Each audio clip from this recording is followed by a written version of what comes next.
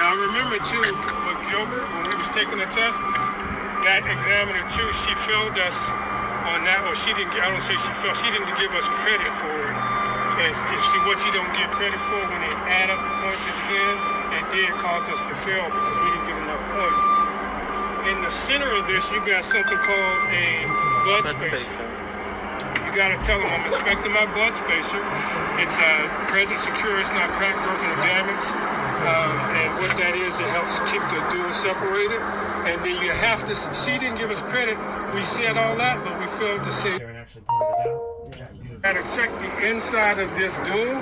Just put your hand in there like this and say, I'm checking to make sure that there's no debris or foreign objects. Okay? And then she said, if we had said that, she goes, if you guys had said that, I'd have gave you credit for it.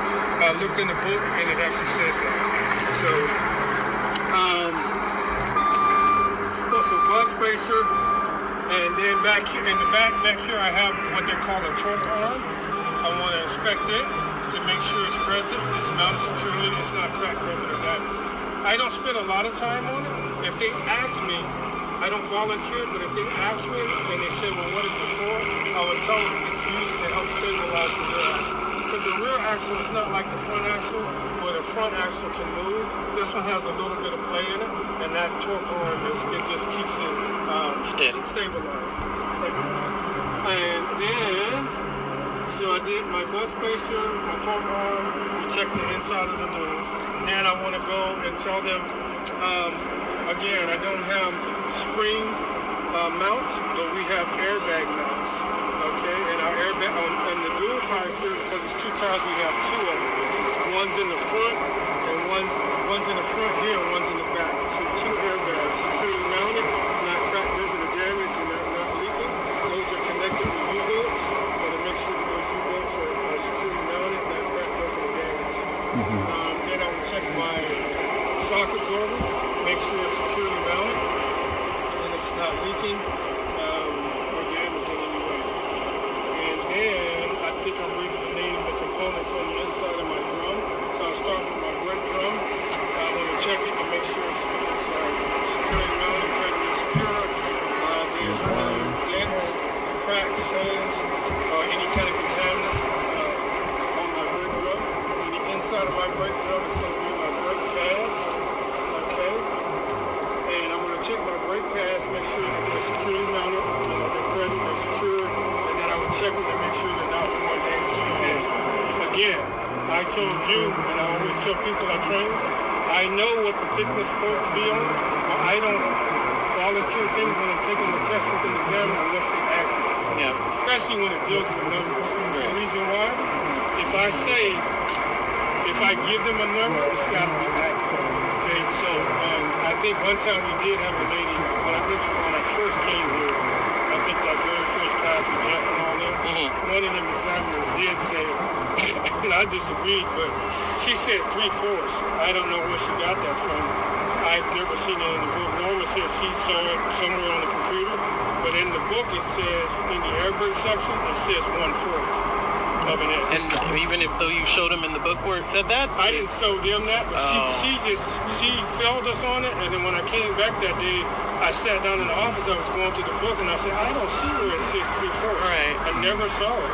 Norma said she was looking on the computer somewhere, and she saw it somewhere on the computer, but in the book I didn't see it in the California CDO book. Okay. But normally it is 1/4 of an inch thickness. But like I said, don't volunteer that number. Just say I'm checking my pads to make sure they're not more than right. And then I have my brake chamber. Make sure that it's securely mounted. It's not cracked, broken, or damaged. All my nuts and bolts and cords and clamps are present, secure, and broken over. And I will check my brake chamber to make sure it's not leaking. And then on top of that, I have my slack adjuster. I'm going to make sure that it's present, securely mounted, not cracked, broken, or damaged.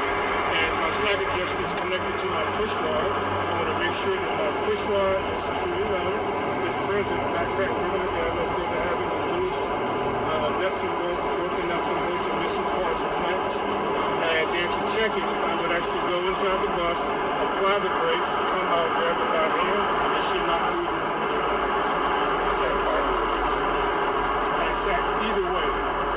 push it on the thing and say apply, you push it. I can't really release it. Okay, release the brakes and then put it on the seat out and then let's see.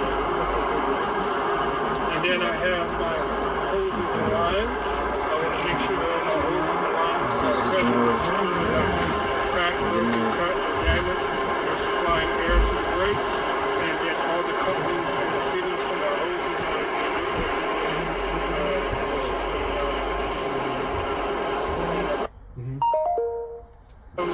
brake pads, brake chamber, stock adjuster, push rod, hoses and lines, and I already named airbags, shock absorbers. I already named the blood spacer, so I believe I've named everything.